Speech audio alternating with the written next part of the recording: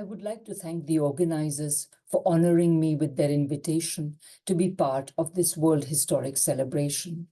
I have titled my remarks The Successes of China in the Geopolitical Economy of the Capitalist World. On the occasion of the 75th anniversary of the proclamation of the People's Republic of China, there is so much to celebrate, one is spoiled for choice. China's economic, social, technological, cultural, and foreign policy achievements are just too numerous. However, one major lacuna in our appreciation of them is how it fits into Marxism. After all, the proliferation of revolutions in the developing world is often held to be a negation of what Marxist theory allegedly predicted. So, in my brief remarks, I suggest that it only appears so because Western Marxism has lost any connection to Marx's original analysis, an analysis we can recover.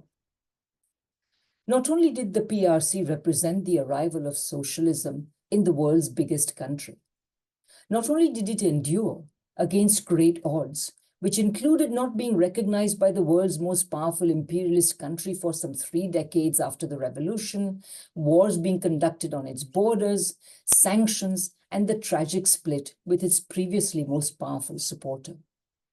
Not only has the PRC completed 75 years, something that most powerful supporter, the Soviet Union, failed to do. Not only has it done so with no sign of exhaustion, but rather with the vigor of a society which, rather than resting on its laurels, has set itself new goals worthy of socialism. China's socialist successes underline the historic necessity of socialism for humanity, just as Marx and Engels had predicted, and they accelerated. This becomes clear if, unlike so much Western Marxism, which has compromised with neoclassical economics and become blind to capitalism's contradictions, and thus also to its imperialism, we view the Chinese Revolution and its achievements in the geopolitical economy of capitalism. It is a historical and materialist understanding of the international relations of the capitalist world, the relations of producing nations, as Marx called them. This approach emerges from Marx's understanding of capitalism as contradictory value production. In it, imperialism and resistance against it are as important as class struggle in driving history forward, in driving humanity forward to socialism. Or, as Mao put it, national struggle is a distinct version of class struggle. In this analysis, Third World socialist revolutions were definitely among the possible openings to socialism.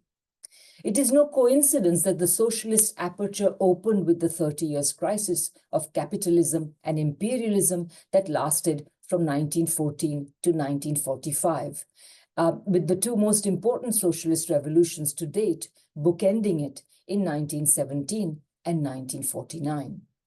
In Marx's analysis, capitalism had by then already reached the point, the monopoly phase, when it had exhausted the historically progressive potential it ever had and become ripe for socialism, a point which was underlined by Lenin when he said that capitalism had already reached its highest phase or highest stage at this point. Not only did capitalism require the imperialist subordination and underdevelopment of much of the world to get to this point, from here on, the only way any sustained or lasting development could be had was through socialist means. Capitalism was not going to prove capable of absorbing any new entrants in its charmed circle. And it has not. A simple map of the countries sanctioning Russia over the Ukraine conflict makes clear that the imperialist world for which it is a proxy has not expanded, other than acquiring some minor hangers-on since 1914. That is not all. The most successful periods of development that third world countries have known have been the ones of state-led socialist or socialist-oriented development, and definitely not the ones implementing neoliberal policies imposed by the West. This is also why the socialist urge has been so irrepressible, despite the most strenuous efforts of the imperialist world. Looked at this way, what becomes clear is that humanity embarked on the road to socialism in 1917, with the Russian Revolution enduring the suppression of the wave of revolutions that broke out at that time. Of course, the path to socialism, once taken, was never going to be without its difficulties and mistakes. This was clear not only in the developmental difficulties endured by the Soviet Union, but also from the mistakes made by its leadership in its support of other revolutions, not least the Chinese, and from the fact that the pioneering revolution did not in the end make it.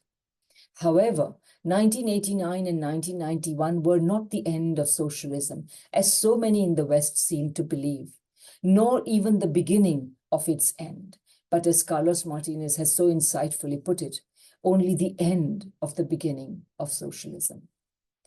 The People's Republic of China's onward march, its remarkable successes, and in particular its widening and deepening advances on the technological frontier underline that capitalism, which briefly thrived in the decades after the Second World War only thanks to socialistic Keynesian welfare state reforms in its homelands, has since sunk into a neoliberal funk of low growth, low investment, technological failure, financialized speculation and predation, and militarism, and can no longer advance humanity on any front and cannot even develop the forces of production. The great achievement of the People's Republic of China, perhaps an instance of the success of the second comer, is that it can now lead humanity towards the socialism that Marx and Engels long ago identified as humanity's destiny. Thank you very much.